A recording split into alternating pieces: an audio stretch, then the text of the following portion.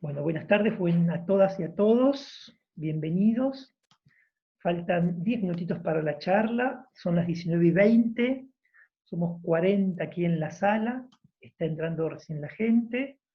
Hoy tenemos el placer de compartir con María Teresa Andrueto, tenemos gente que está escuchando de Chile, como María Soledad Hidalgo, gente que está escuchando desde Posadas, como Analía Mayo, ¿sí? Tenemos muchos invitados, está Maribel García de Hinojo, ¿sí? Griselda Rinaldi de Misiones, que el mes que viene vamos a compartir una charla con Griselda, va a estar ella también dando estos miércoles que son de charlas. Ahí van ingresando, voy a buscarla a ver si ya está acá.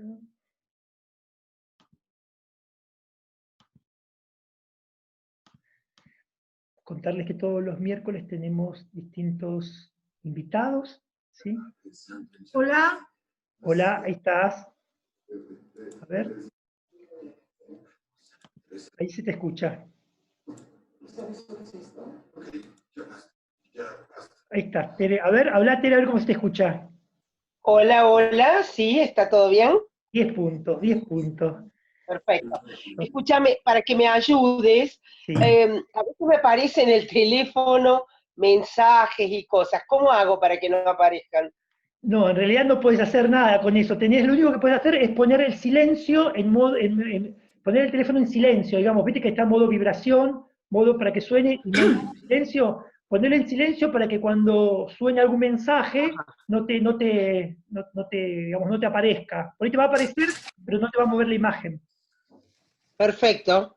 Eso nada más. Me fijo entonces. Tranquilo, igual nosotros te vemos bien, te escuchamos súper bien, no pasa nada. Bueno. Sí. Bueno, muy bien. Bueno, modo avión me dice Mecha, pero si lo pone en modo avión no se le corta internet, Mecha. Sí. Sí, claro, no. No, dejémoslo así. Bueno, está Bueno, lo dejamos así. dejamos así, está Elsa Leibovich también ahí.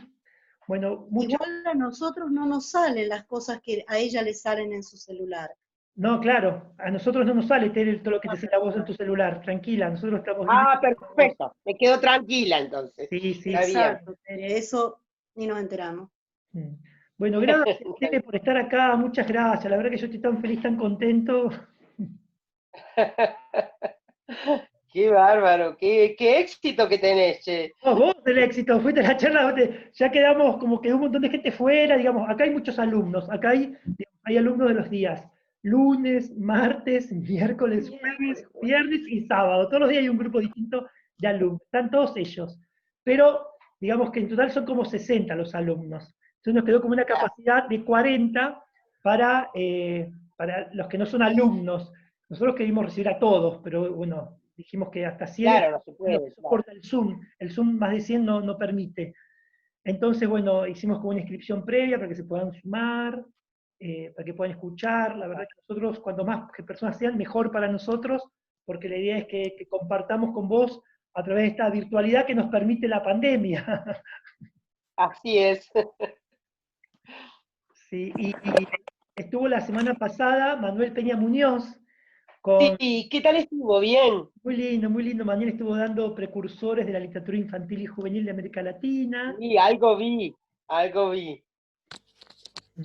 Con Manuel estuvimos, mira, hasta que la gente vaya entrando, todavía faltan 5 minutos, voy a compartir acá unas imágenes. Sí. Tenía acá, estos fueron, miren, hace unos años, del 2010 al 2015, organizaba unas jornadas de literatura infantil y juvenil, donde Sí. nos damos el lujo de tener invitados de muchos países, muchas provincias, ¿sí? Y le voy a pedir que se pongan, por favor, en silencio los micrófonos. Ahí ya te lo puse Estela Maris, Patricia Merz te lo puse. Ya lo puse yo en silencio. Ahí va. Y bueno, y estas jornadas las hacíamos en Buenos Aires. En uno de esos Sí. años tuvimos el placer de invitar a María Teresa Andrueto, que dio la charla de apertura junto con Marina Colasanti, Sí, sí. porque ambas se habían traducido, ¿no? Ella te tradujo. Así es. Y somos amigas y bueno, muy hermoso. En este momento Marina está traduciendo Los Ahogados, un cuento que editó Babel de Colombia, de Bogotá, Babel Libros, un libro ilustrado por Daniel Rabanat, porque va a salir al portugués. Qué lindo, qué bueno, qué lindo trabajo. Y estas jornadas empezamos acá en Buenos Aires y después las empezamos a llevar a las provincias. ¿Está Griselda Rinaldi por ahí en la sala? A ver, Griselda, si estás, date audio, Gris. Griselda fue una de las primeras que me apoyó en esta iniciativa y llevamos... Y esas giras que hacías, que llevaste escritores de toda Latinoamérica a distintos lugares, y eso, ¿no? Pasaron por Córdoba también. Pasamos por Córdoba y vos nos organizaste un asado en tu casa que hasta el día de hoy recordamos el asado ese que organizaste en tu casa. Acá tenía alguna de las fotos. En esta ocasión estuvimos... Ah, mirá, sí. Ahí sí, está, sí. bueno, está Manuel Peña Muñoz, está Adolfo Córdoba. Adolfo da una interesante, es mexicano, es un joven escritor, investigador sobre los personajes secundarios en la literatura infantil y juvenil. Sergio Andricaín, que es director de Cuatro Gatos, una revista especializada en literatura infantil y juvenil. Sergio tocaba sobre diversidad sexual en libros para niños y para niñas. Julio Llanes, que es un escritor cubano, ¿sí? Y él también hablaba sobre la poética de la escritura. Bueno, Alejandra Olergulle, narradora, escritora, Eduardo Chávez también, cordobeses. Estela Mañá, ahí la conocí yo, Estela Mañá. Está Fernando Cantero, y se me fue el nombre, recordame la que está atrás tuyo, Tere. Cecilia Betoli. Cecilia Betoli, que era directora del... Sí. Perfecto. Y pasamos una linda velada ahí en la casa de la Tere. Nos hizo un rico asado ella y su marido, y compartimos también. Claudio, ¿sí? te pido un mínimo favor, porque figuro con el nombre de mi hija, Sí. pero soy María Marta, Tere. María Marta Palma. ¿Cómo estás? Tantos años que no nos vemos. ¡Qué gusto! Igualmente, ¡Qué gusto de querida. Estoy en Chile. Que se llevaron por allá, Estoy en Chile, varada. Hoy acabo de pagar para que me den una extensión de la visa. Quedaré quién sabe hasta cuándo. Bueno, déjala abierto. Pero un placer verte, Tere. Gracias por estar desde Chile. Bueno, ya son 19:28, vamos a esperar 3 minutitos más para ir arrancando.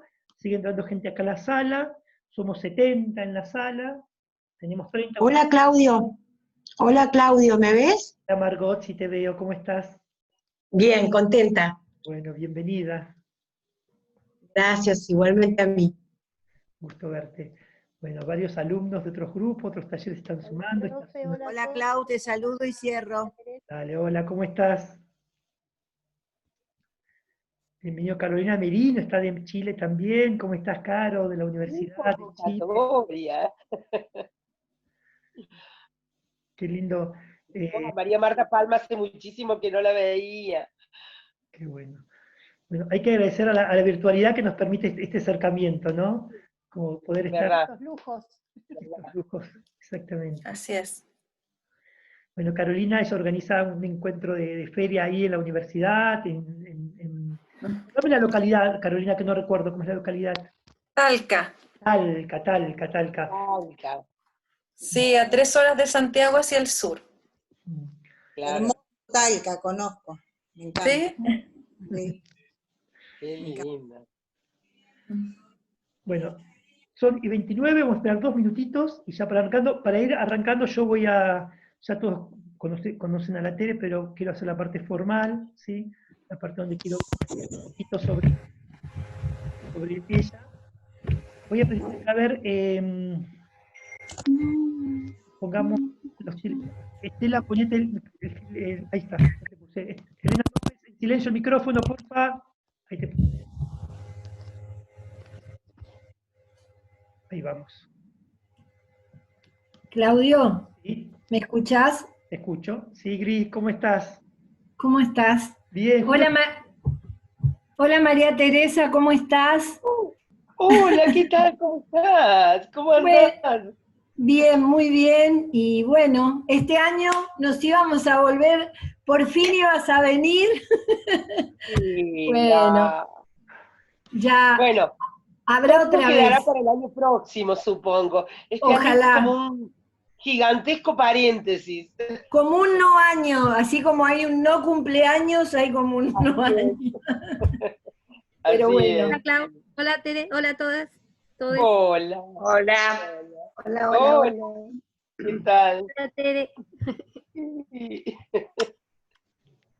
Griselda Rinaldi, con ella organizamos las jornadas de literatura infantil y juvenil. Ella sigue organizando una jornada sobre infancia, ¿sí? Les voy a pedir a todos si por favor se pueden poner el micrófono en silencio, así... Ahora lo pongo en silencio, Clau, pero quiero saludar a María Teresa, que no sé si me escuchó. Hoy sí. Hola, ¿cómo estás? Hola, ¿cómo estás? ¿Cómo Tanto andás? tiempo.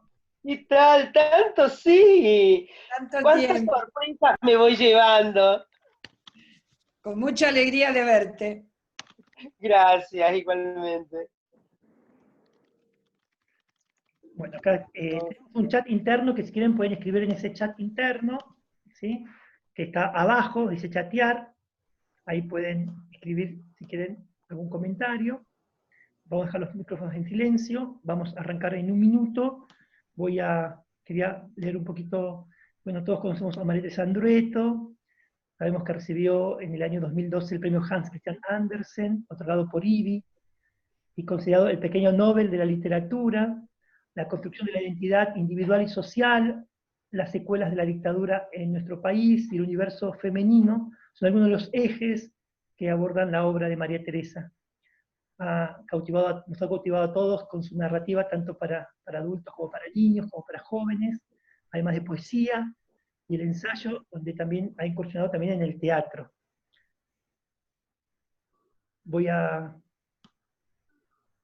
En la novela, bueno, también la conocemos a María Teresa a través del CEDILIG, ¿no? Que es el Centro de Difusión e Investigación de Literatura Infantil y Juvenil, que está en Córdoba.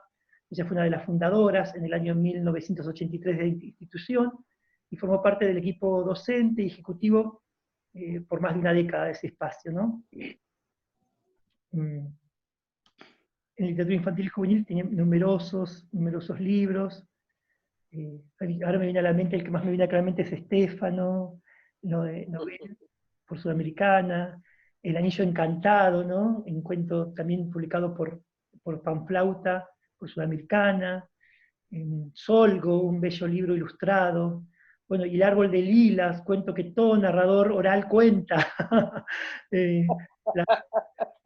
La Durmiente, que hizo un trabajo increíble porque rescató, digamos, desde el género, una denuncia también social con el cuento de La Durmiente, acompañada a las ilustraciones por Istvan, La Niña del Corazón y la Casa. Había una vez ese bello libro donde también toma las voces de Sherezade, de estas mujeres que cuentan historias, que cuentan cuentos. En poesía también tiene numerosos trabajos, en ensayos, teatros, numerosos premios y reconocimientos muy bien merecidos. Así que voy a dar acá, estoy habilitando a 12 personas que están esperando en la sala para que ingresen y ya cerramos. Hola. Ahí estamos. Bueno, ahí con eso ya cerramos porque no puede ingresar ya más personas, ya está el tope. El Zoom llegamos a 95, espero que por favor ninguno se desconecte, porque si se desconecte le va a costar entrar después.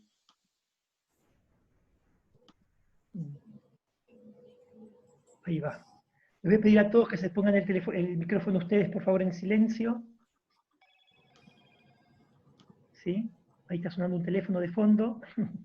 No sé, Norma, te pongo acá, ya te puse en silencio. Bueno.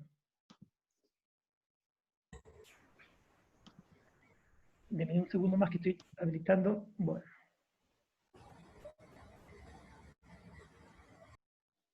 Ahí vamos. 98. Y ya no podemos ingresar más. Bueno. Estoy corroborando ya que tengan todos en silencio el micrófono. Denme un segundo más. Estoy corroborando que todos tengan el silencio. Claudia Sandoval, por favor, acá te puse el micrófono en silencio. Y ahí estamos, ya somos 100. Entramos todos los que estamos. Y pues igual la charla la vamos a grabar, también si pueden después compartirla con la gente que no puede entrar. ¿Sí? Así que les pido por favor si pueden tener en silencio su micrófono, o los pongo yo y después que no quiero ponerlo yo, porque si lo pongo yo la voy a tener que mutear también a Tere. Así que les pido por favor que se pongan ustedes los micrófonos en silencio. Ahí estamos. Bueno, Tere, te dejamos a vos. Gracias. ¿Cómo no? Bueno, veo ahí un montón de saludos de gente querida, conocida, que aparecen acá. Yo no los veo a todos, solamente cuando se presentan. Así que, bueno, pero les mando un abrazo. Son gente que conozco, bueno, de distintos lugares de la vida y de la literatura. Así que, bueno, no sé si... Sí, ahí estamos todos escuchándote, yo los puse a todos en silencio. Sí, puedes arrancar.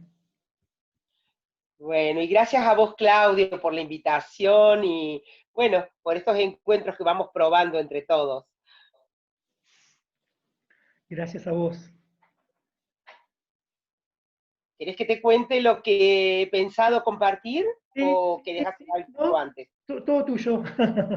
Bueno, cómo no. Entonces yo les quiero contar a todos que, a todas, me parece que casi todas son mujeres, ¿no? Hay un hombre, hay 2 hombres, 2, 3 hombres hay. Bueno, nos incluimos en el A, todas. Pensé en un texto que se llama Merodeos en torno al silencio, justamente imaginando desde el lugar del escritor ese silencio que rodea la palabra, pero también pensando en la importancia que ustedes, o todo aquel que narra, le da al silencio. Así que empiezo, lo voy a leer, y después quedará abierto a preguntas, a lo que ustedes quieran. Merodeos en torno al silencio. H. Murena considera que la naturaleza del universo es musical.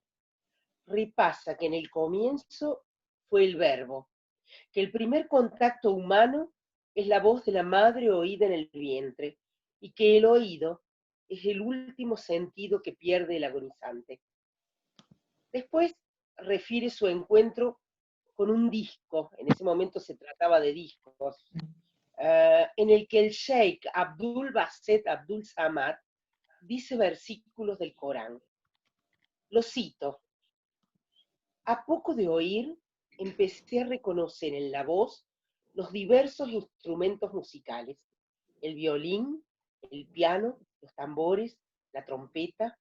El cantor era todos los instrumentos, pero lo que brotaba con mayor claridad era aquello hacia lo que el canto crecía en homenaje, el silencio. Todos los versículos concluyen en forma abrupta, comprimiéndose casi con dolor en el final, para transcribir la sensación física de aquello contra lo que chocan, el silencio. Los trazos de un dibujo hacen nacer el espacio, y esa voz hacía emerger el silencio. Bajo los rasgos de la imponente divinidad musulmana, hacía sentir el Dios de todos. Esto lo dice en un libro que se llama La metáfora y lo sagrado. Ahora sigo yo. De modo que el silencio sería, según este relato de Murena, lo que rodea a la palabra, aquello con lo que chocan la palabra, el canto, las líneas del poema. Del mismo modo en que, según se ha dicho, Miguel Ángel consideraba que el caballo estaba en la piedra y que él solo había quitado el sobrante. También podríamos decir, siguiendo a Murena, que en la literatura, al menos en la poesía, que es más que ninguna otra escritura, voz y silencio, el poema está en el lenguaje, y lo que el poeta hace es cavar de silencio a su alrededor, delimitar con ello el alcance de la voz. De modo que el silencio sería aquello contra lo que choca la palabra, aquello que hace posible la existencia de las palabras, porque ellas no podrían decir si no estuvieran rodeadas de ese silencio, porque sin recorte, sin silencio en derredor, la palabra se convierte en murmullo interminable, en palabrerío, como sucede en el rumiar del habla cotidiana, todavía sin seleccionar, sin distinción de la más indeterminada del lenguaje, porque si hay algo que convierte al palabrerío en palabra, es el modo en que eso que se dijo se recorta del murmullo o la vocinglería universal, aquello que se rodea de silencio para plenamente significar. ¿Son siempre creativos los silencios? El silencio en el lenguaje ¿es equiparable al vacío en la pintura? Regreso a la noción de vacío en la pintura china a través de un libro de François Chen que se llama Vacío y Plenitud, y que está editado por Siruela en Madrid, la editorial Siruela en Madrid en 2010. Su Donggo, que es un artista chino que vivió entre los años 1036 y 1101, quien crea o intensifica la dinámica del vacío en la pintura china, dice: antes de pintar un bambú, has de dejarlo crecer dentro de ti.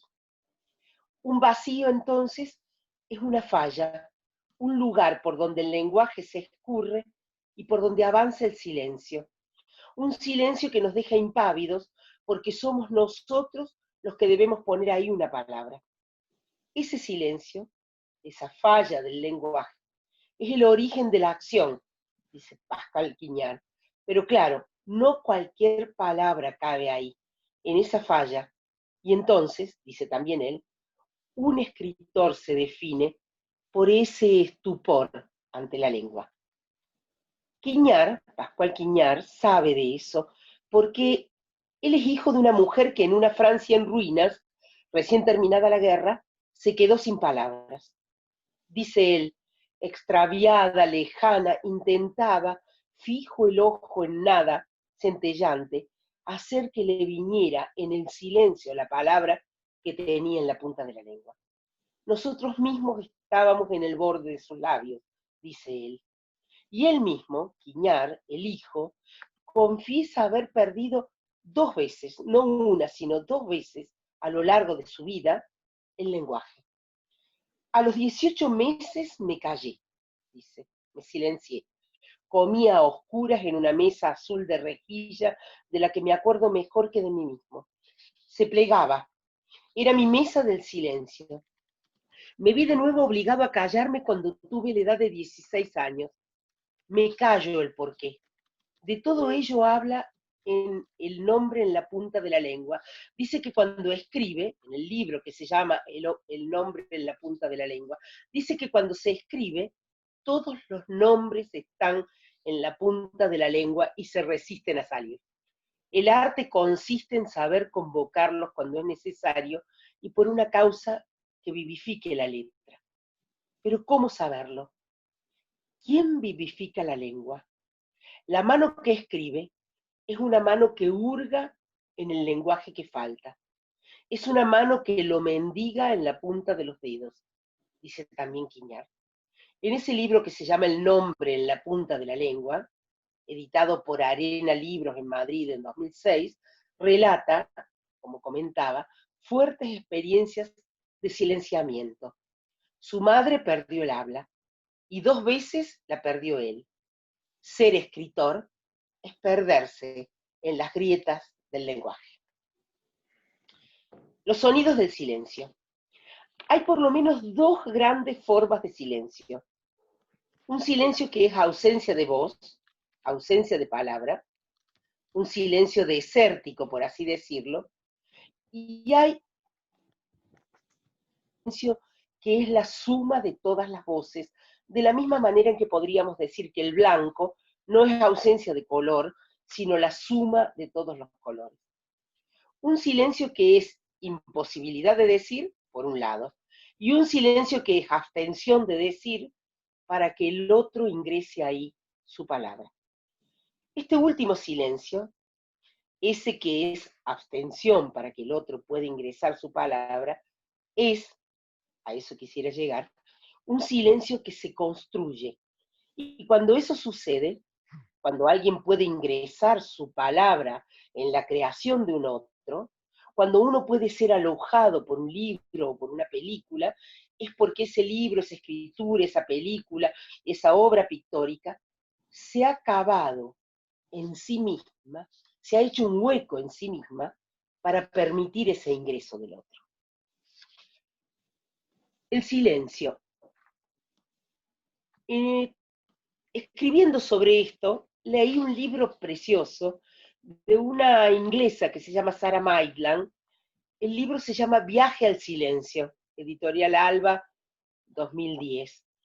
Ella hace un repaso ella es una mujer que, esposa de dejo un poco el texto para contarles, es esposa de un pastor protestante, y ella lo sostiene a él, la obra de él, lo que él hace y demás, mientras tienen los niños y todo, y cuando los hijos se hacen grandes, y ella dispone de tiempo para viajar con él, para acompañarlo, él la deja por otra mujer.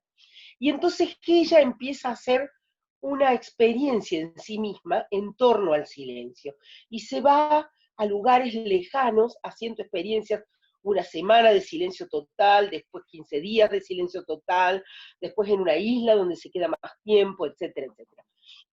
Vuelvo entonces al texto. Sarah Maitland, en su libro Viaje al silencio, hace un repaso de diversos tipos de silencio.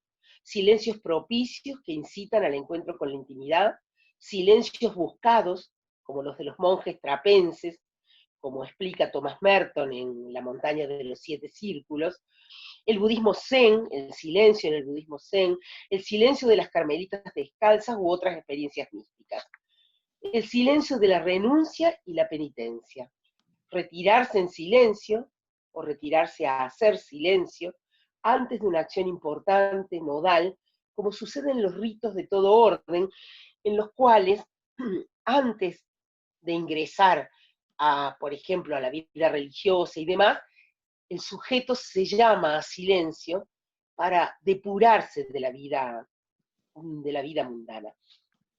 John Cage sostiene que el silencio físico no existe, que no existe un espacio o un tiempo vacío, que siempre hay algo que ver u oír.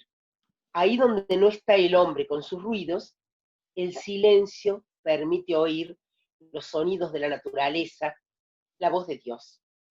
Es él el que hizo un experimento, una exploración por la cual, encerrado en un cubo, aislado de todo, no encontró silencio, sino el ruido de su propio cuerpo, las venas, las tripas, el latido de su corazón. Pero, ¿dónde está el silencio? ¿En el acto de escuchar o en el de hablar? En un poema que se llama Las cosas por su nombre, de Circe Maya, ella nos interroga, dice: ¿cómo se llama esta tristeza que te dan las 3 notas ascendentes de la muerte de Aase en esta música? Cuidado, no se llaman por su nombre. Eso digo, vas a tener que dar algún rodeo para nombrarla, porque no existe fuera de las notas, y sin embargo, las notas no son ella. Vuelvo al poema de Las cosas por su nombre. ¿Cómo se llama esta tristeza que te dan las 3 notas ascendentes de la muerte de Aase en esta música? Cuidado, no se llaman por su nombre. Eso digo, vas a tener que dar algún rodeo para nombrarla, porque no existe fuera de las notas, y sin embargo, las notas no son ella. Algo similar sucede en la película Hombre mirando al sudeste de Liceo Subiela, donde Rantés, por aquí no la hayan visto, es una película sobre alguien que está en una institución psiquiátrica y que dice al menos venir de otro planeta o algo así, y hay un momento en que ese paciente psiquiátrico está en una capilla del psiquiátrico tocando al piano, y en eso aparece el psiquiatra. El loco es Hugo Soto, el actor Hugo Soto, y el psiquiatra es, ahora no me estoy acordando del nombre, de este actor que ahora ya ha muerto. Bueno, llega el psiquiatra y el loco lo interpela y le dice, ¿dónde está la música? ¿Dónde está la música? ¿En las notas? ¿En el piano? ¿En usted que escucha? ¿En mí?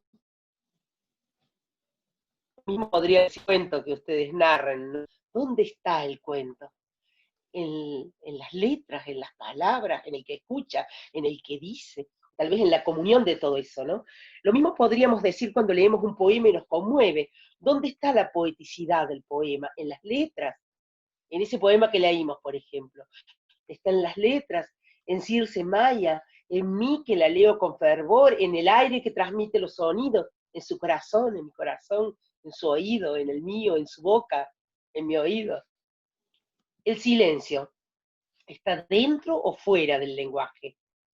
En las escrituras judeocristianas se dice que en el principio fue el verbo, y el verbo estaba con Dios, y el verbo era Dios. Eso dice el Génesis. Con lo cual la palabra y la vida se confunden, se funden. Palabra es vida, y la palabra da vida, y la vida es verbo, es palabra. Según la tradición cristiana y musulmana, que ambas culturas toman del judaísmo, en el principio no había nada, o mejor dicho, había nada, la nada. Dios creó al mundo de la nada, ex nihilo, desde el no verbo, es decir, Dios creó al mundo desde el silencio, y desde el silencio pronunció el verbo, la palabra, nombró las cosas y las cosas existieron. Dios entonces es aquel que rompe el silencio con la palabra, porque la creación divina se produce cuando el silencio se interrumpe, cuando aparece la palabra, y entonces, dicha la palabra, hubo luz y oscuridad, y hubo palabra y hubo silencio, y comenzó el tiempo, y hubo mañana y hubo tarde. O sea, se va diciendo, y Dios hizo la luz, y la luz se hizo. Entonces, es la palabra la que genera lo que sucede, ¿no? Algo similar podríamos decir de la teoría o mito del Big Bang. Una explosión interrumpió el silencio y el vacío, y con ella comenzó el devenir, el tiempo. Pero en la escritura, ¿qué es el silencio? ¿Qué es el silencio en la escritura? ¿Es lo que está sumergido, oculto, y sale a superficie con la lectura? ¿Es lo que Ricardo Piglia llama la segunda historia, y Hemingway la parte sumergida del iceberg? Lo que el texto se abstiene de decir para dar cabida al otro. Para quienes no lo conozcan, la teoría del iceberg, aunque ha circulado mucho, que toma Hemingway y que también retoma Piglia, estaría en que un cuento, cada cuento, contiene de algún modo dos historias.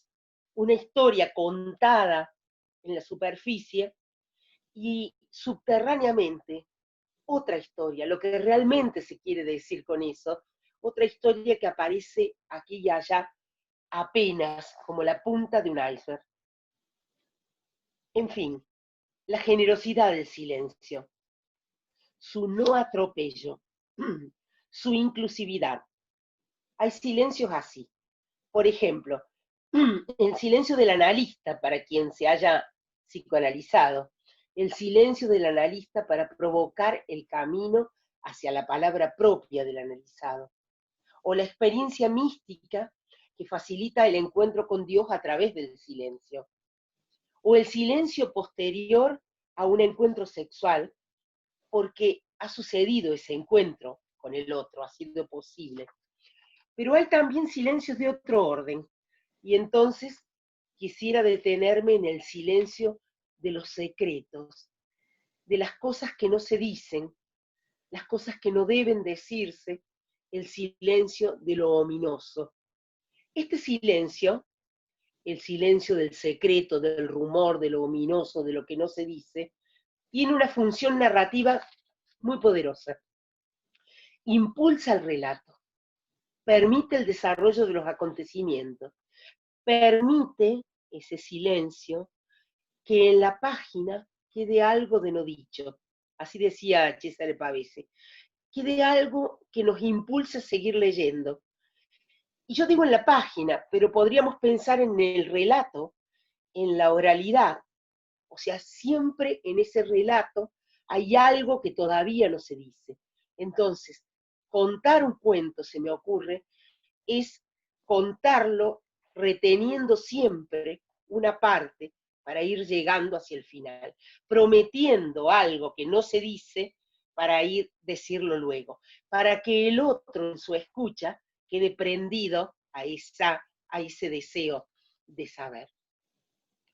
Ese es un silencio, el del rumor, el de lo ominoso, el de lo que no se quiere decir por el momento, el de lo que se va demorando.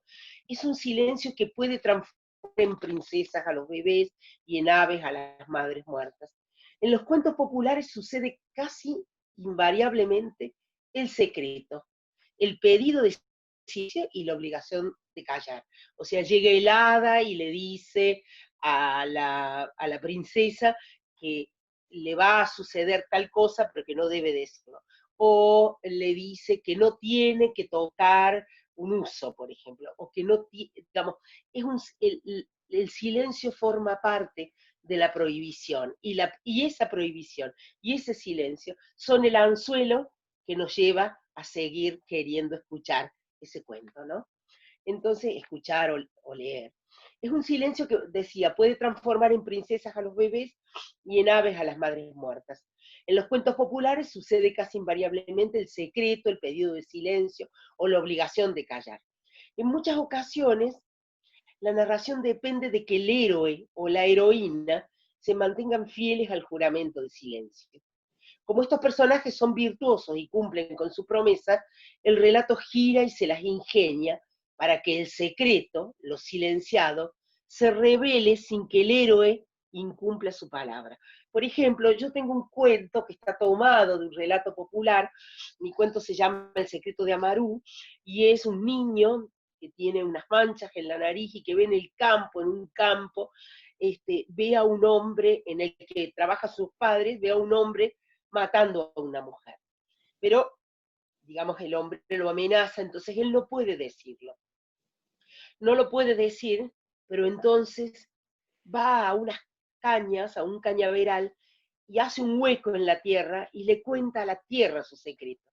Y cuando el viento mece las cañas murmuran el secreto. Entonces, él no se ve y el relato se las ingenia para que eso, que es secreto, se nos revele a los que oímos, a los que leemos, a los que escuchamos.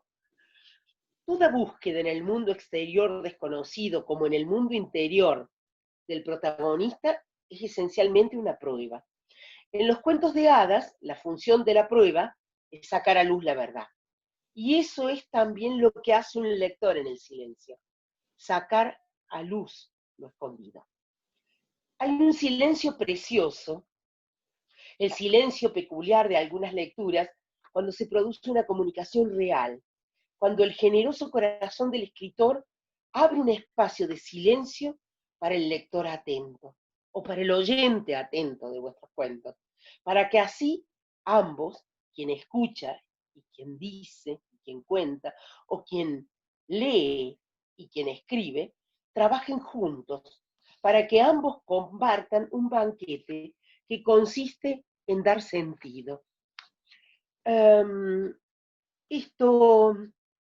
Hay un libro de Deleuze Guattari que se llama 1000 mesetas, capitalismo y esquizofrenia. En algún momento habla de un niño que camina de noche, que tiene miedo, lo rodean las tinieblas, el caos, y de pronto encuentra un ritmo, un sonido, tararea una música, y con la música, con el sonido, aparece un principio de orden. Y así sucede con los rezos y los mantras y las canciones de cuna. Es una repetición que permite una regularidad tranquilizadora frente a lo desconocido. Caos y armonía. Lo he contado ya otras veces. Yo era muy joven y estaba enferma. Tuve una zona, un tejido dañado por el cáncer. El patólogo me mostró 2 extendidos celulares, uno sano y el otro enfermo. Y fue muy fácil distinguirlos. El tejido enfermo era caótico y el tejido sano se extendía en el vidrio que se pone bajo el microscopio como un jardín de pequeñas flores rosadas. Xi Tao, el poeta y pintor chino, dice: el pincel sirve para sacar a las cosas del caos. El silencio pone en valor el sonido y la palabra. El silencio hace escuchar, rodea lo escuchable, o está rodeado por lo que es digno de ser escuchado. Por eso es tan importante en quien cuenta y en quien escribe el manejo del silencio. El silencio provoca al lector o al oyente y le permite entablar una relación de resistencia con lo audible, con lo escuchable. Pero claro, no se trata de cualquier silencio. Una vez le preguntaron al músico experimental Karl-Heinz Stockhausen si los ruidos que produce un ama de casa, porque no eran los tiempos del ni una menos, y no se le ocurrió que un hombre lavara los platos, si los ruidos que produce un ama de casa mientras cocina son música, porque él había experimentado con ruidos ambientales. Y él respondió que no son música, pero que si estuvieran grabados por él, sí serían música. Y esto, que parece una expresión de soberbia, una chiste, encierra una profunda verdad, porque en esa grabación el compositor extraería un fragmento de sonidos y lo rodearía de silencio. Le daría una duración, un tempo, una frecuencia, le daría un volumen, una intensidad, todo ello para que sea oído como música, lo que hasta entonces era rumor o ruido. Del mismo modo que el filósofo Jacques Rancière, dice que las palabras de lucha de los oprimidos, cuando salen del espacio, desde el espacio doméstico al espacio público, salen para que pueda ser oído como palabra lo que hasta entonces se oía como palabrerío o como ruido. Bueno, hasta aquí lo que les he leído, esas consideraciones sobre el silencio.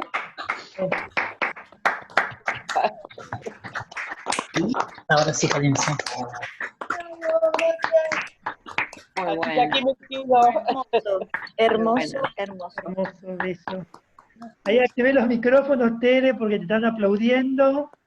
Ahí te voy a activar igual el micrófono. Activa tu micrófono, Tere, ahora, porfa. Ahí va. Perfecto. Gracias. Les pido a todos que cierren su micrófono, por favor, después. Y vamos ahora a dejar un espacio de preguntas para compartir. Gracias, Tere, hermoso, hermoso. La verdad que hermosa tu literatura también a través de la teoría, ¿no? Sí. A mí me interesa mucho cuando escribo esa relación entre palabra y silencio. Y veo que en el acto de narrar eso es central también. Sí. Voy a darle la palabra, gracias aparte también por haber tomado también en cuenta desde el punto de vista de narrar también y de contar historias. Hay muchos narradores aquí, gracias. Voy a dar la palabra acá para que hagan las preguntas, pueden levantar la mano ahí para que hagan preguntas.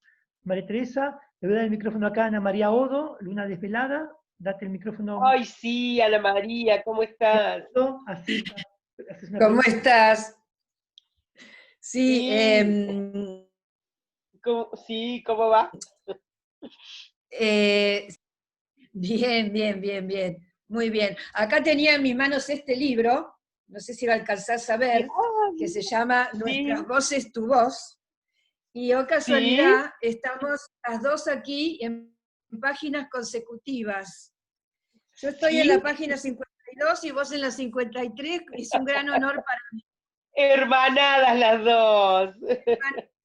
Hermanadas acá. Y justamente en este poema tuyo, que se llama Hamaca, y de alguna manera reproduce la experiencia de la enfermedad. Sí. En comparación con una hermana que se la ve pasar, dice, alegre, viva, a bordo de la hamaca. Y yo te escuchaba y pensaba mucho en este poema, porque ese poema que yo ya lo había leído antes del libro, me impactó siempre porque cuenta una anécdota y sin embargo yo siento que hay mucho más silencios en ese poema que lo dicho, es decir, hay mucho más para sentir, profundizar, imaginar, solidarizarse con la situación que la situación misma, ¿no? No sé si lo ves así. Sí, absolutamente. Vos sabés que esa es una escena infantil, yo traigo una escena infantil en la cual yo estaba enferma y mi hermana sana pasando por la hamaca. Pero cuando lo escribí, mi hermana, tantos años después de esa escena infantil, unos, qué sé yo, unos 20 y pico largos, casi 30 años después, mi hermana había muerto por una enfermedad y era yo la que estaba para contarlo. Y creo que ese silencio del que vos, eso sumergido de lo que vos hablas, quizás se revela en la última línea, habrá sido de vidrio el aire, como esta tarde, ¿no? Esta tarde en que cuento, y que han pasado muchas cosas que no se dicen ahí. Bien, gracias María Teresa, gracias Ana María Odo. Acá tenemos en el salón, le voy a dar la palabra a Silvina Jury. Silvina, que es de Hola, Mendoza. Silvina. Sí, todas conocidas. Ay, Sí, todas leídas. con Silvina organizamos las jornadas de literatura infantil y juvenil en Mendoza. Y hicimos Sí, claro. El cierre estuvo a cargo de Elena Bodoc. Silvina, Sí. por favor, date el audio, Silvina, para que presentes y compartas lo que quieras con María Teresa. A ver, disculpa, date de vuelta el audio. A ver, Silvina, date de vuelta el audio. A ver. Porque justo te lo diste y yo sin tocar, sin querer toqué ahí, te muteé. Ahí estás. A ver ahora. Sí, perfecto, se te escucha. Ay, bueno, emocionada. Antes que nada, agradecimiento absoluto a vos, Claudio, por propiciar estos espacios, y una inmensa Tere que ya no nos sorprende porque es tan grande. Gracias enormes, de verdad. Ha sido hermoso escucharte. Bueno, y no como esto de la palabra poética, esta que llega profundo. Al decir un poquito, ¿no? Se me viene también a Alejandra Pizarnik cuando dice, ¿no? Que la palabra dice lo que dice y además más y otra cosa, ¿no? Como en tan poquito y otra cosa. Es. Claro, porque también eso sería lo que diferencia el hablar cotidiano, común, de cualquiera de nosotros, ahora te veo, de cualquiera de nosotros con la escritura. O sea, la misma persona que al escribir sustrae, condensa, deja fuera ciertas cosas porque considera que lo menos es más, entonces, digamos, es como que moldea la palabra de algún modo. En lo cotidiano, uno entra en la palabra, digamos, se permite la palabra innecesaria. Si uno desgrabara, hay algunas experiencias muy interesantes. Por ejemplo, hay una novela mexicana que se llama Los hijos de Sánchez, donde el escritor, que no recuerdo el nombre, que es antropólogo también, graba a los personajes mineros y los pone digamos, le pone las conversaciones completas. Y se vuelve extremadamente tedioso, porque, digamos, si uno le hace que un personaje diga todo lo que decimos cuando hablamos, hay mucha cáscara, mucha cosa innecesaria. Entonces, en la escritura y en el narrar también hay una condensación muy grande de lenguaje. Esa condensación hace que se abra la significación, que se multiplique. Exacto, exacto. Bueno, ¿no? Sí, tal cual. Por eso, bueno, esto de Alejandra, que tiene como 3 entradas posibles, ¿no? Lo que dice, lo que además puede ser algo más, esta resignificación de la que vos hablas, y el otra cosa, ¿no es cierto? En el otra cosa entraría la trama poética, ¿no? Literaria. Sí, y eso que no sabemos y que es distinto para cada uno también, ¿no? Para cada escucha es distinta y cada lectura también, ¿no? Silvina, gracias por estar, me encanta que estés, te quiero mucho. Este año íbamos a hacer la jornada de LIG en Mendoza y se suspendieron por... Sí, pero bueno. Ya nos entraremos en otros espacios posibles. Claro, buenísimo. Agradecida nuevamente, enormemente, gracias. Eso, Silvina. Griselda Rinaldi, te doy la palabra. Me está mandando por acá por internamente, así que dale, después viene Claudia, después. Dale. Bueno, no, por supuesto, Ay, sí. conmovedor escucharte, Tere. No, creo que no estoy diciendo nada nuevo, pero esa forma de poner poesía dentro de la teoría hace que uno no pueda saber en qué mundo está cuando hablas vos y en el de más literario. Por eso digo que es conmovedor, ¿no? Y me parecía tan importante esto que decís del silencio en los narradores, porque creo, bueno, yo también vengo del teatro, y en el teatro lo que no se dice, el subtexto, o lo que podríamos, hace que esa actuación sea realmente maravillosa, ¿no? Porque lo que le permite... le permite al lector o le permite al espectador, en el caso del teatro y la narración oral, es completar, ¿no? Ana Bobo habla en su libro Oficio Trémulo, cuando dice que uno siempre tiene que quedarse con un as en la manga, ¿no?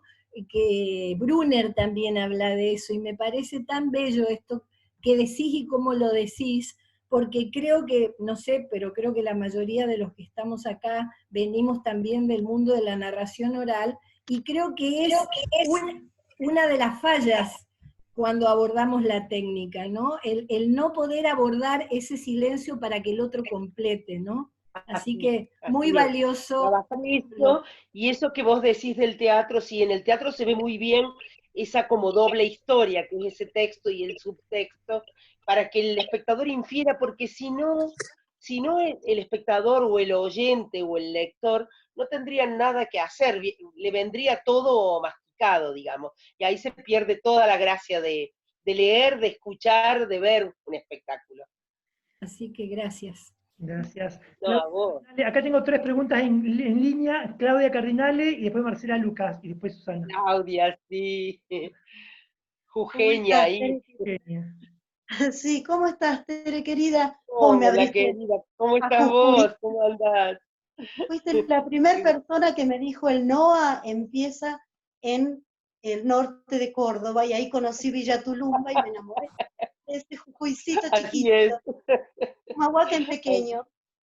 Tere, te escuchaba, me fascinaba todos los autores que aparecen en tu voz, todas las voces que recuperás. Pensaba que para nosotros narradores, seguro para los escritores, ese silencio de poder escuchar a los otros es lo que nos nutre después para poder tener palabra. Digo, ese silencio de leer, de escuchar, ¿no es un poco también nuestro silencio iniciático? Y sí. ¿Qué pensás vos de eso? ¿Qué nos decís sobre ese leer? No solo leer cuentos, sino también leer ensayos, leer historia, leer tantas otras cosas. Hoy una tallerista trajo el cuento de Hamelin y todo lo que había leído. Llegó a la conclusión de que entre San Pedro y Hamelin hay una relación importante hasta en la cantidad de población que tienen hoy. Digo, qué lindo, porque eso la nutre. Cuando ella cuenta no dice eso, pero ese silencio que ella hizo para escuchar, investigar, después nos llena a nosotros de significado. Entonces quería que nos hables de la importancia de eso, de leer. Y de la lectura, bueno, yo soy una lectora muy intensa, y la lectura siempre aparece. Algunos escritores dicen que tienen miedo de que la escritura de otros los influya, o qué sé yo, o que cuando están escribiendo, por ejemplo, no leen. Por el contrario, yo siento que mi escritura está todo el tiempo atravesada por las lecturas, ¿no? Y eso se puede ver en los epígrafes, se puede ver en las conferencias, en las charlas y demás, pero se puede ver en los epígrafes de los cuentos. A mí me parece que en esas lecturas, aunque algunas las olvidemos, no seamos, porque uno va leyendo y bueno, hay cosas que entran ya sabemos, no podemos recordar todo, entonces uno está hecho de lo que recuerda y de lo que no recuerda, también está hecho de lo que ha olvidado, pero todo eso le da un espesor a la palabra de uno, que es en realidad, está abreva en la palabra de los otros, de los que estuvieron antes, de los que escribieron antes, de los que contaron antes. Estamos hechos de todo eso. Y yo creo que ese es nuestro silencio iniciático también. Así es, así es. Y también esto que vos decís con respecto a lo iniciático, escribí, la otra vez hablaba con una persona que conozco que empezó a hacer acuarelas. Y entonces me decía que la acuarela, porque la acuarela tiene una técnica muy difícil en el sentido de que hay que actuar muy rápido, porque si no, digamos, no se puede, lo que se hace no se puede borrar, digamos, ¿no? Entonces me dice que su maestro de acuarelista, un acuarelista de acá de Córdoba, lo que les pide es que hagan un trabajo interno de silencio muy grande para escucharse antes de tener el impulso de pintar. Entonces, ese silencio que precede a lo que se va a hacer. Lo mismo que los actores, antes de salir a escena, se mandan a silencio, probablemente también muchos narradores, ¿no? Van a encontrarse consigo primero, a hacer que todo decante para salir con la palabra, ¿no? Entonces, ese silencio que está antes que la palabra nazca, y con el que la palabra todo el tiempo trabaja, ¿no? Cuando uno hace música, yo he estudiado música, soy pésima y no toco ningún instrumento, pero sí he estudiado muchos años piano, y cuando uno estudia el silencio, que se grafica en el pentagrama, tiene tanto valor como las notas, ¿no? Entonces eso también eso es muy interesante. Los músicos saben muy bien lo que es eso, que nosotros, los que escribimos, los que contamos, los que actuamos, tenemos que trabajar mucho. Marcela de Lucas, te doy el micrófono para tu pregunta. Date el audio, Marcela. Después tengo a Susana, después tengo a Mónica. Vamos. Hola, Tere. Pensaba... Hola, ¿cómo estás? Pensaba en los manchados, que se construye a partir del silencio, ¿no? Del silencio sobre el padre de la protagonista, y que a su vez la voz de esa protagonista no aparece. Aparecen las otras voces que también silencian, ¿no? O sea que la novela se construye con lo que dicen, pero también con lo que silencia. Y pensaba también en el lugar del silencio en Selene, ¿no?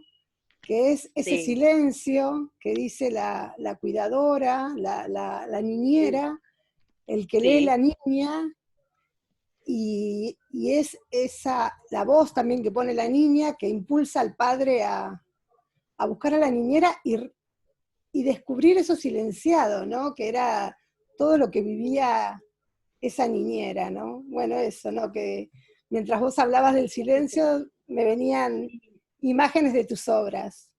Todo eso que gracias, Marcela, todo eso que traes, ¿no? Porque a veces puede hacer uno que un personaje, o también en la narración, o en la vida cotidiana, tapar con palabras algo que se quiere silenciar, digamos, también podría tener ese lugar, ¿no? Uno puede hacer, digamos, un barullo, un murmullo, para tapar el secreto, lo escondido, o puede hacer silencio para que se revele lo escondido, se revele en el sentido fotográfico, digamos, se haga visible, o se puede percibir, como decís, en el silencio del otro una verdad, o una situación. Tiene muchos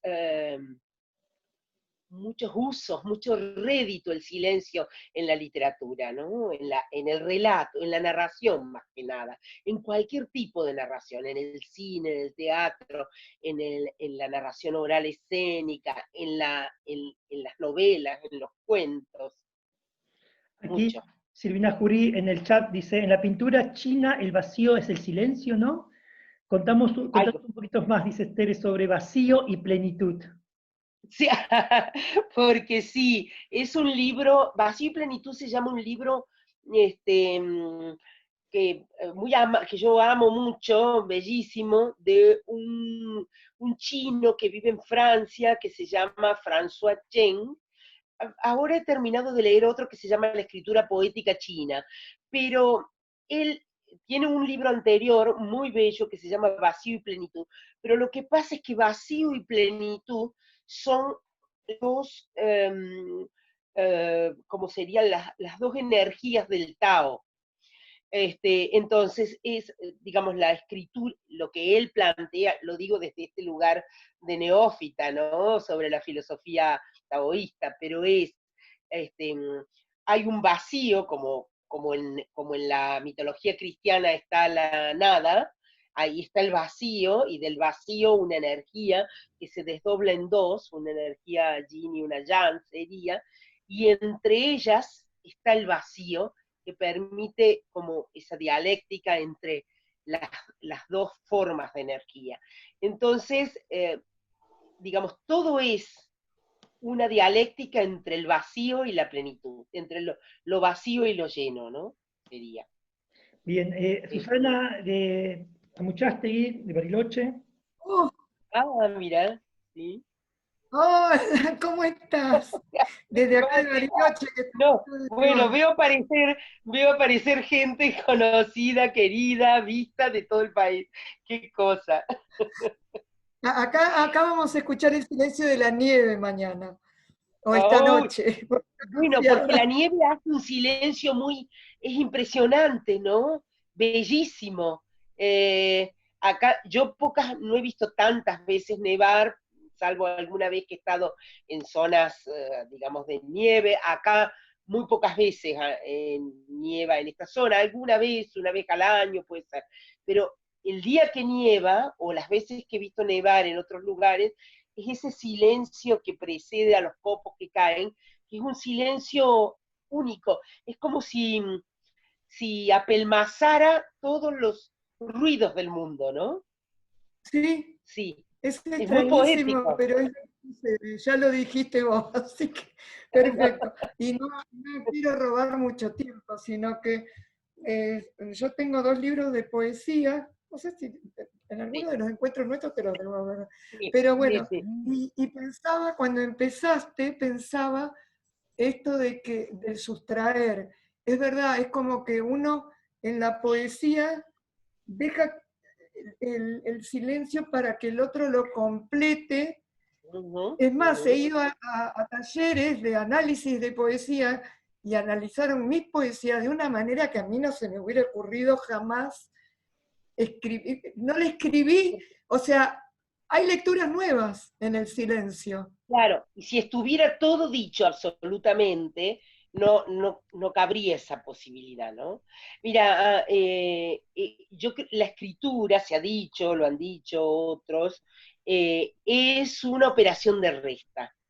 Y el que quita gana. Yo he coordinado muchos talleres, o he supervisado muchas escrituras, en algunos momentos lo que hoy se llama clínicas de escritura, y antes se llamaban talleres de corrección, o ese tipo de cosas, y el trabajo consistía sobre todo en quitar.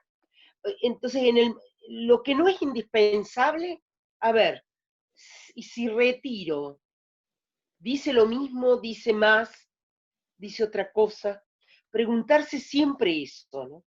Si le agrego esta palabra, solíamos hacer, bueno, por ahí está María Marta Palma, o no sé, Virginia, Becaría, bueno, me pueden haber escuchado en los procesos de escritura decir esto. Si uno pone un ejemplo, por ejemplo, un hombre alto, de traje oscuro, sombrero, delgado, con una valija, y sobre todo, bajó del tren. Y le va quitando, ¿no? Y si un hombre, qué sé yo, delgado, vestido de negro, con un sombrero y una valija, bajó del tren. Un hombre alto, con un sombrero y una valija, bajó del tren. Un hombre con una valija, bajó del tren. A ver, ¿qué es lo importante? Tal vez era la valija porque después pasaba algo con esa valija. O tal vez era el traje negro porque estaba de luto por tal cosa o tal otra.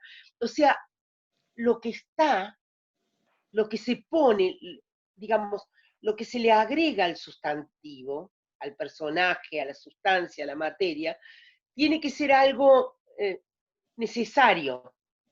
Hay un principio de economía en los relatos que es muy importante. No tiene que haber, digamos, cada cosa que está ahí tiene un valor para el todo. Y entonces funciona como un indicio. Y si no, voy a llenar de indicios, ¿para qué? A menos que yo quiera confundir al lector, hacerlo ir por un lugar y después ir por otro. A menos que tenga esa función. Bien, aquí también están en el chat interno comentando y diciendo Elena López y Neta Hotberg, dice, me pienso en Graciela Cabal cuando habla de las mujeres silenciadas y silenciosas, que dice Sí, claro. que no es lo mismo, que son dos tipos de silencios, ¿no? Claro, claro, claro. Dos silenciosas que silenciadas. Vamos a preguntar a Mónica Driban. Date el audio, Mónica Driban. Espera, déjame dos cositas muy importantes. Muy importantes. Susana, porque hay varios que tengo preguntas. Pero es una sola cosa. Si viste la película El Arco, te pregunto. No. Es Ki-duk, un surcoreano, para Claudio, para todos, para Teresa sobre todo. Es una película en donde los protagonistas, mirá que es una película de casi 2 horas, de Kim Ki-duk, anotá, Clau, se llama El Arco. Los protagonistas no hablan en toda la película. Ah, qué impresionante. Toda la película, así que se llama El Arco, por favor, véanla, porque se van a acordar de todo este grupo de Claudio que hizo todo esto, y Teresa que nos regaló. Me la anoto ya. Mónica Driban, y después Catalina, que sigan preguntas. Tienes que darte el audio, Mónica. A ver. Ahí va. Perfecto, Mónica, se te escucha muy bien. Ay, Teresa, gracias. En esta pausa que estoy viviendo, en la cual estoy sola y silenciosa, me volaste la cabeza. Me pusiste tantos conceptos, palabras. Y entonces fui para acá, para allá, para acá. Y yo pensaba, ¿qué silencios tuve en mi vida? El silencio del nacimiento, que se produce un silencio muy particular, que después me explicaron por qué cuando en el nacimiento se produce un hilo conductor entre una vida y la otra, ¿sí? Y yo decía, y todo esto se me voló mientras hablabas, ¿eh? Y decía yo, claro, este silencio es un vacío fértil. ¿Por qué? Qué bueno porque está eso. tan vacío, pero abajo, cuando vos mirás la tierra decís está vacía, pero abajo hay semillas que están fertilizando, que es la lectura que yo hago siempre de las realidades, ¿no? Hay que mirar no el vacío, sino el vacío fértil. Gracias, Teresa, por volarme la cabeza. Está muy bueno eso, me lo tomo para llevármelo yo. Eso de que hay el silencio es como un vacío fértil, ese vacío es fértil, y también quizá el encierro en el que estamos termine siendo también un silencio, un vacío fértil, ¿no? A la vez yo pongo la licuadora para escuchar ruidos, mira. Para decirle también a Claudia, que tiene libertad para compartir con ustedes el texto, para que lo puedan releer, digamos, ¿no? No, y sobre todo también ver las citas de los autores, los libros que nombrás. Claro, todo eso. Con eso. Teresa, yo, bueno, agradecerte, vamos a dar con 2 preguntas más y ya ir cerrando. Yo la verdad que estoy muy contento, primero que todos los narradores podemos nutrirnos también de vos y del silencio, cosa tan necesaria también. Y gracias. La palabra a una editora, Elsa Leibovich, ¿sí? Me gustaría, Elsa, que te ¡ay, no! Sí. Es narradora también, empezó con la poesía Elsa, y ahora está trabajando hace unos años conmigo con narración oral. ¿Cómo estás, Elsa? Presentate ahí y te escucho. ¿Qué tal, Teresa? Bueno, primero, hola. Gracias. Y ¿Me escuchan bien? Sí, sí, se escucha. ¿Me escuchan? Cortado, pero se escucha. Sí. ¿Me escuchan? Alguien puso en el chat, el silencio es salud, y eso fue una frase que decía, el silencio depende del contexto. Yo les quiero contar que lamentablemente vivo en el barrio de Palermo, y digo lamentablemente porque durante 10 minutos se cortó la transmisión porque acá hubo un cacerolazo. Eso produjo silencio, el silencio de tus valiosas palabras. Y para mí fue todo un mensaje. Cuando el silencio es sojuzgamiento. Entonces, esa construcción del vacío para dar lugar a las ideas, que a veces son silenciadas por el ruido. Vos hablaste, diferenciaste el palabrerío de la palabra, del valor de la palabra. Y entonces lo que yo sentí era primero un profundo dolor por perderme 10 minutos de tu charla, y además, bueno, por agradecerte. Mientras que vos hablabas, a mí me aparecieron muchas cosas. Me apareció aquel poema de Rafael Alberti, La balada del silencio temeroso, no sé si lo conocés, pero es maravilloso, y te digo que lo busques. El silencio, vos hablaste también del silencio en los orígenes de la cultura judeocristiana, pero también en el Popol Vuh se habla del silencio como iniciación de la nada, y bueno, y la importancia para nosotros, para los narradores, saber construir silencios. Hay un silencio creativo y hay un silencio, por ahí hay un mensaje de alguien que dice el silencio no es salud. Claro, porque hay un silencio creativo y hay un silencio obstructivo, ¿no? Como aparecía recién, no es lo mismo ser silenciada que ser silenciosa. Claro, exactamente, exactamente. Y esto que a veces los narradores llenamos de palabras un texto. Claro. Y hacer la importancia, tanto para el escritor como para el narrador, la palabra justa, la palabra precisa, ¿no? Y esa es, bueno, esa es la riqueza de tus textos. Esa es la riqueza de tus textos. Así que bueno, agradecerte profundamente. No, a vos, muchas gracias. No, muchas. Le saco el silencio a Catalina. A ver, Catalina Villa Gesell. Bueno, yo quiero agradecer la reflexión sobre el silencio. Me pareció muy rica y muy interesante, y me abre una ventana grande para seguir pensándola. Pensaba si la idea de la hamaca también no introduce la idea del silencio. La hamaca que va y se retira. Sí. Entonces, que también no es solo la ausencia de palabras, sino qué recursos nos van a enriquecer el silencio. Sí. No sé, te claro, agradezco no muchísimo. Es cualquier silencio. Que no es cualquier silencio, claro. No. Y bueno, creo que vivimos en una época de mucho palabrerío y que por ahí te agradezco enormemente la reflexión sobre el silencio nuevamente.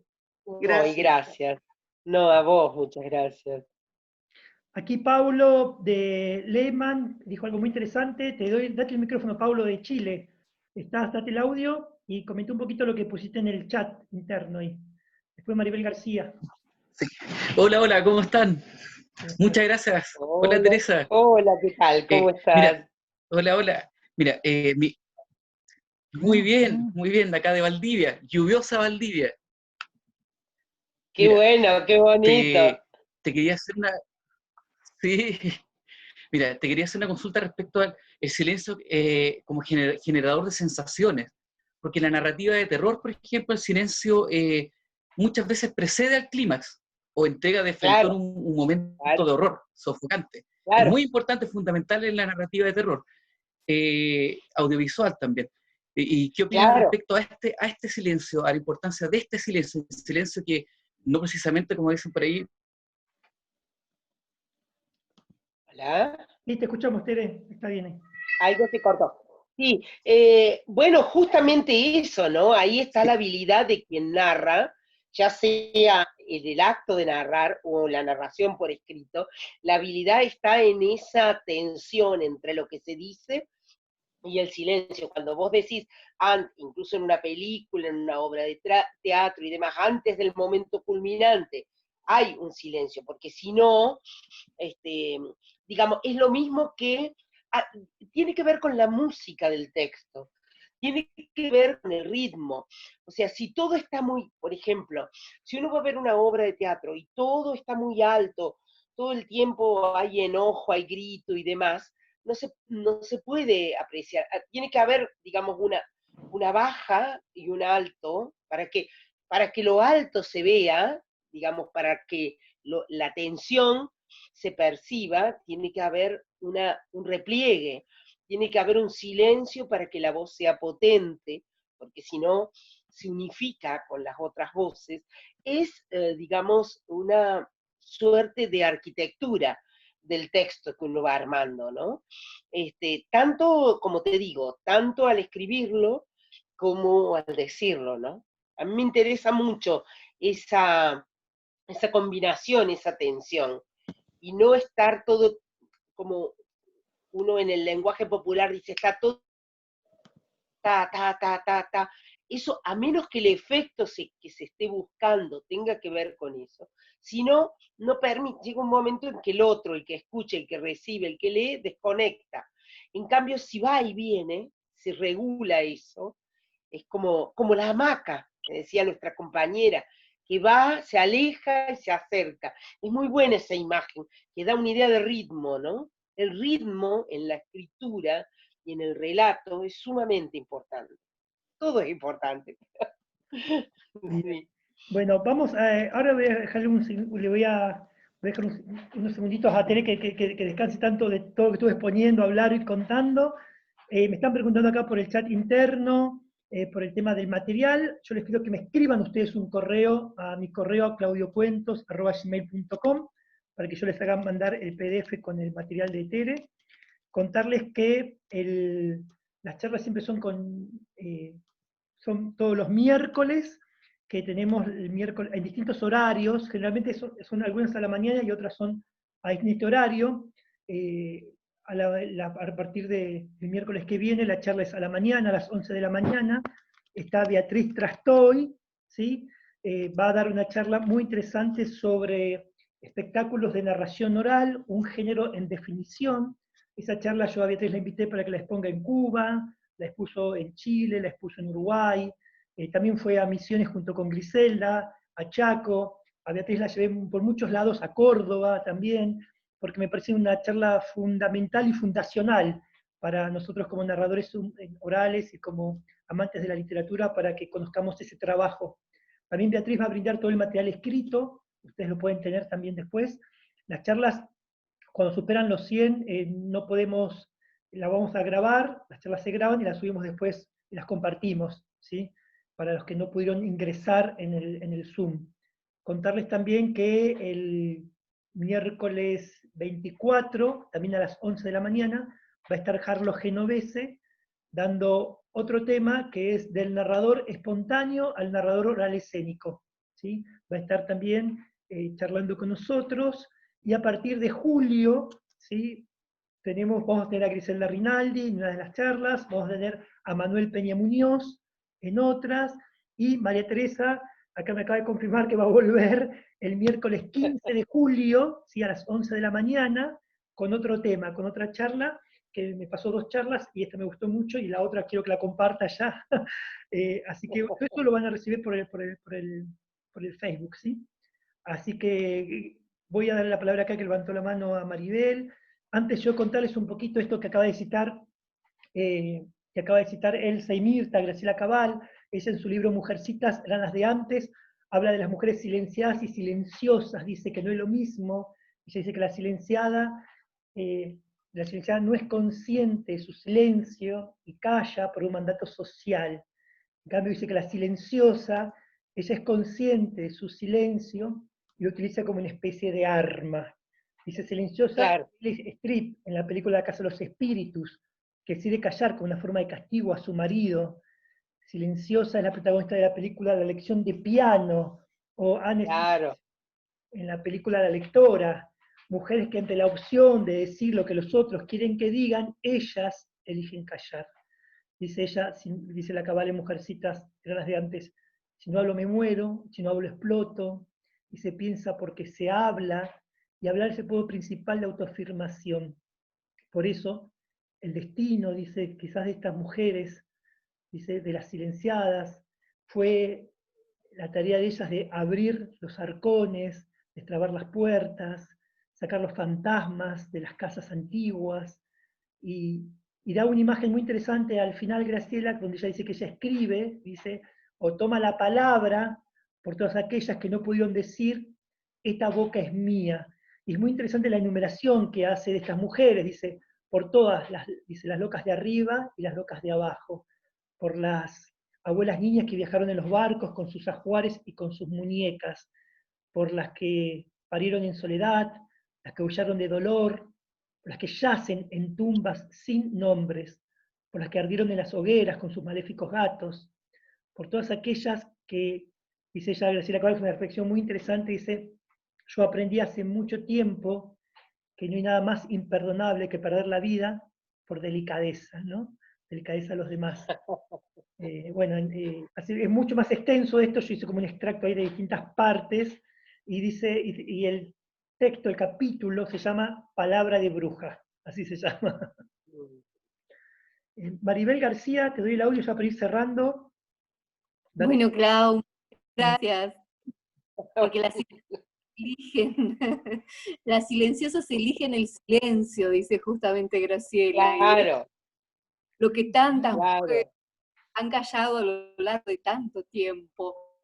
Mi trabajo ha sido siempre con mujeres de los pueblos, y en esto siento mucho esto del silencio, ¿no? Yo vivo en un pueblo muy pequeñito que se llama Hinojo, y mi papá, un hombre de trabajo, mi papá es relojero, siempre decía algo muy particular. Al lado de mi casa venía gente de Buenos Aires, siempre una vez al año venían, y mi papá decía, no aguantan el silencio, no pueden escuchar el silencio, porque escuchábamos los portazos, escuchábamos el movimiento, cambiaba el barrio, porque, es decir, uno cuando vive en medio del silencio también, ese silencio forma parte de su vida.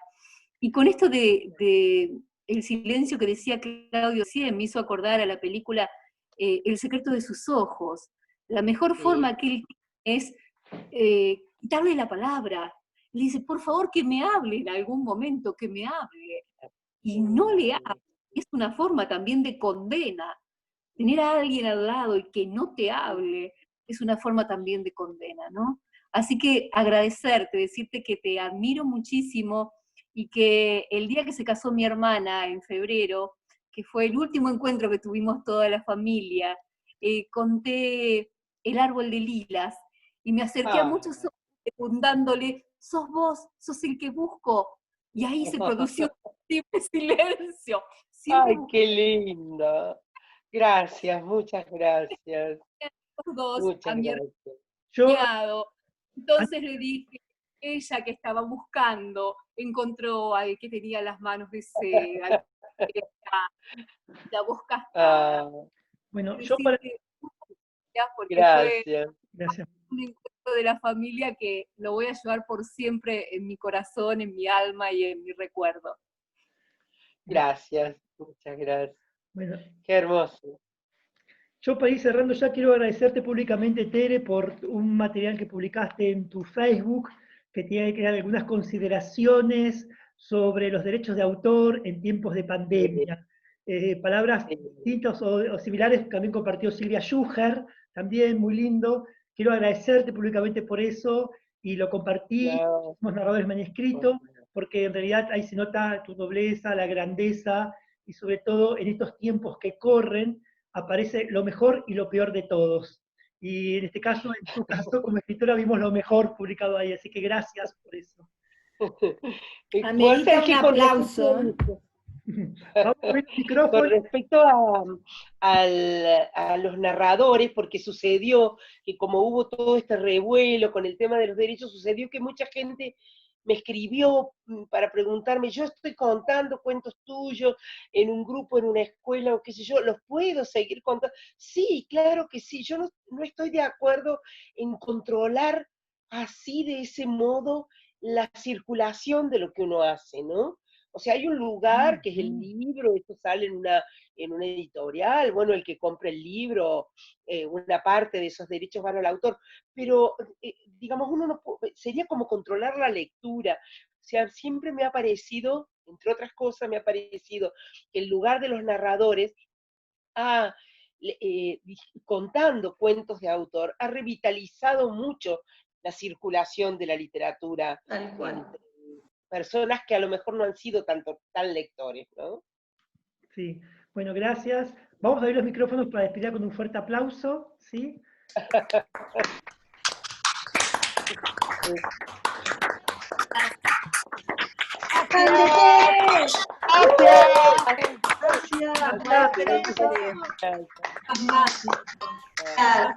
Gracias, Tere.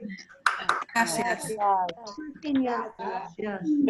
Gracias. Hola. Muchas gracias. Yo también muy agradecida a todos ustedes. Silencio los micrófonos, por favor, así ustedes se despiden. Ahí va, sí.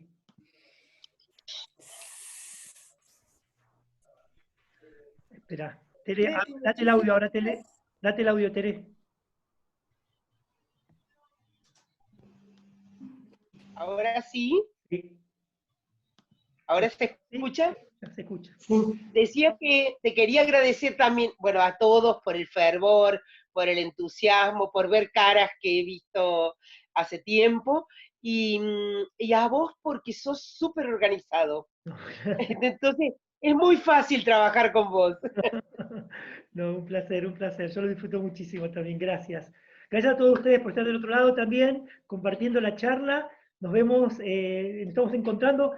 El sábado va a estar por Zoom a las 7 de la tarde el espectáculo Mi Planta en Naranja Lima, la novela de Vasconcelos. La estamos preparando con un grupo de alumnos que la vamos a narrar el sábado a las 7 de la tarde por Zoom.